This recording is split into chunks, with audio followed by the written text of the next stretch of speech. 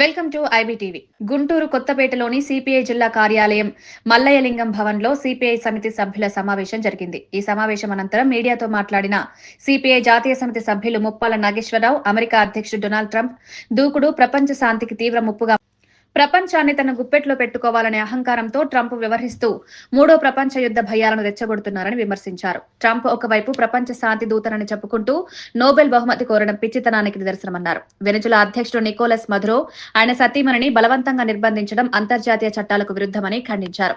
ప్రపంచ ప్రజానీకం సమిష్టిగా స్పందించకపోతే ఈ దూకుడు మరింత ప్రమాదకరమవుతుందని హెచ్చరించారు.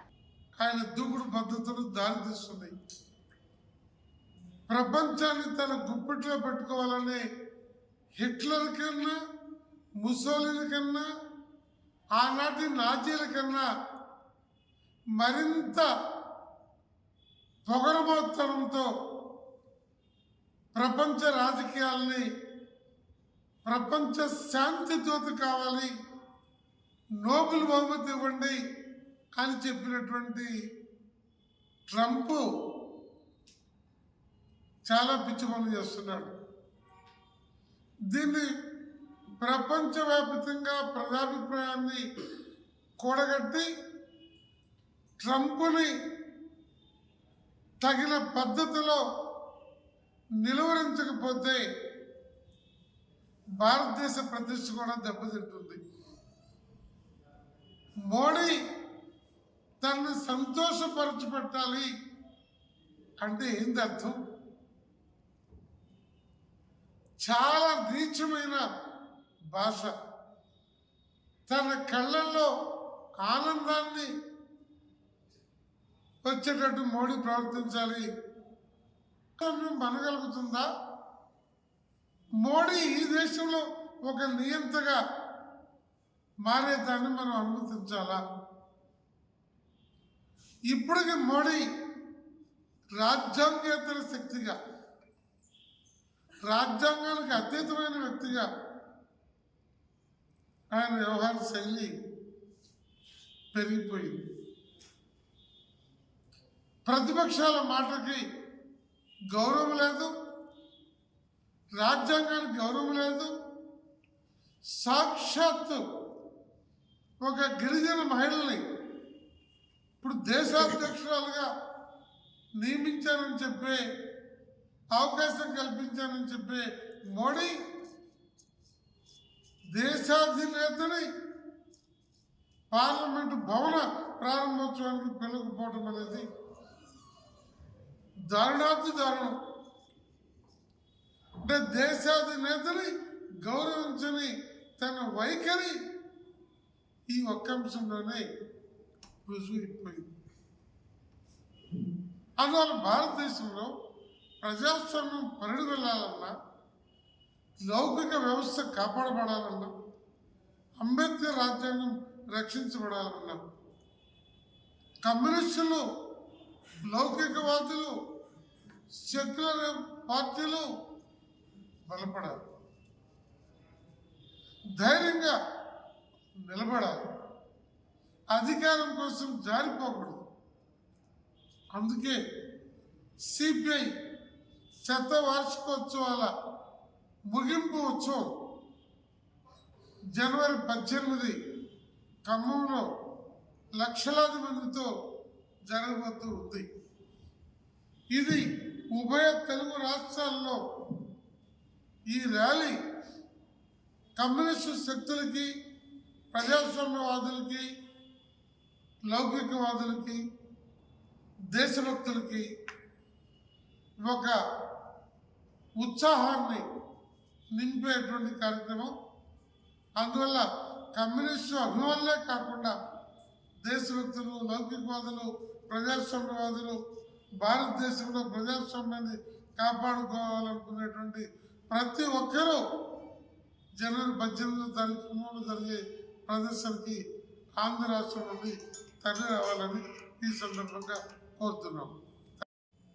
మన రాష్ట్రంలో చంద్రబాబు నాయుడు గారి పాలన కానీ, గతంలో జగన్మోహన్ రెడ్డి పాలన కానీ, నరేంద్ర మోడీ కనుసన్నల్లో నడిచేటటువంటి బీజేపీ అనేటటువంటి కంపెనీకి బ్రాంచ్ ఆఫీసుల్లాగా ఈ ప్రభుత్వాలు కొనసాగుతూ ఉన్నాయి తప్ప మరొక రకంగా లేదు.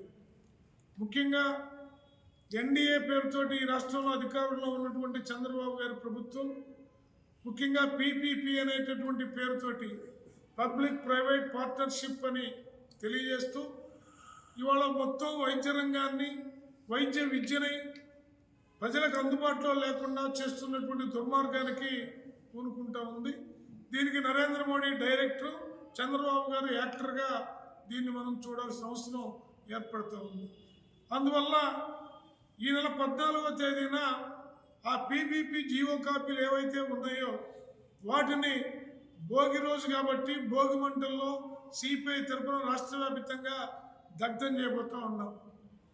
అలాగే ఈ రాష్ట్రంలో ఉన్నటువంటి పేదలు, అట్టడుగు వర్గాల ప్రజలు తమ హక్కుల కోసం పోరాడుతూ ఉంటే వాళ్ళపైన కేసులు బనాయించడం, జైలులో పెట్టడం, ఇలాంటివన్నీ కూడా నిర్బంధకాండ కొనసాగుతూ ఉంది. ఈ నిర్బంధకాండకు వ్యతిరేకంగా ఈ నెల 18వ తేదీ ఖమ్మంలో జరిగే భారీ బహిరంగ సభ తర్వాత సిపిఐ ప్రత్యక్ష పోరాటాలకు పాల్గొంటుందని తెలియజేస్తూ ఉన్నాం. ఇప్పటికే విద్యార్థులు, యువజనులు తమ హక్కుల సాధన కోసం ఉద్యమిస్తే విశాఖపట్నంలో వాళ్ళు రౌడీ షీట్లు ఓపెన్ చేయడం అనేది అత్యంత దుర్మార్గపోయినటువంటి విషయం. అలాంటి పునరావృతం అయితే ఈ ప్రభుత్వం పైన ప్రత్యక్ష పోరాటానికి సిద్ధమవుతామని తెలియజేస్తూ ఉన్నాం.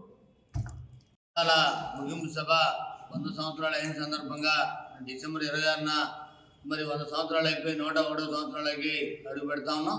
ఆ సందర్భంగా ఖమ్మం పట్టణంలో ఎన్నికల గడువు ఉన్న కారణంగా ముగింపు సభను మరి ఈ నెల 18కి మార్చడం జరిగింది. దాంట్లో భాగంగా ఈ జిల్లా నుండి మరి పెద్ద ఎత్తున ర్యాలీలు, ప్రదర్శనలు పాల్గొనాలని జిల్లా ప్రజానికానికి అట్లాగే ప్రజా సంఘాల మరి కార్యకర్తలందరూ కూడా పిలుపునిస్తూ రాబోయే కాలంలో ఏదైతే ఈ రాష్ట్ర కేంద్ర ప్రభుత్వాలన్నీ కూడా ప్రవేశపెడుతున్నటువంటి వాటన్నిటి మీద కూడా రాబోయే కాలంలో భవిష్యత్ కార్యక్రమాన్ని నిర్వహించుకొని మరి ముందుకు వెళ్ళబోతా ఉన్నాం.